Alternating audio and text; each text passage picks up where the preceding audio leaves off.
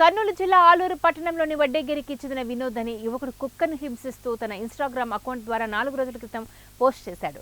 ఇన్స్టాగ్రామ్లో వీడియోను చూసి ఆగ్రహించిన కరీంనగర్ జిల్లా కొత్తపల్లి మండలం మార్కాపురానికి చెందిన stray animal foundation manager Adilapuram Gautam విచారించి ప్రివెంట్స్ ఆఫ్ అనిమల్స్ క్రుయాలిటీ చట్టం ద్వారా కేసు నమోదు చేయాలని ఆలూరు పోలీసులకు ఫిర్యాదు చేశారు. పోలీసులు విచారించి ఆ యువకుడిని మంగళవారం రాత్రి అదుపులోకి తీసుకున్నారు.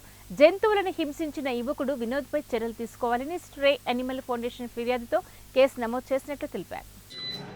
కర్నూలు జిల్లా ఆలూరు మండలం ఆలూరు గ్రామంలో వినోద్ అనే యువకుడు ఓ కుక్కను హింసిస్తూ వీడియోను తీసి ఆ వీడియోను ఇన్స్టాలో పోస్ట్ చేయడం జరిగింది. దీనికి సంబంధించి జంతు సంరక్షణ ఎన్జిఓ అయిన కరీంనగర్కు చెందిన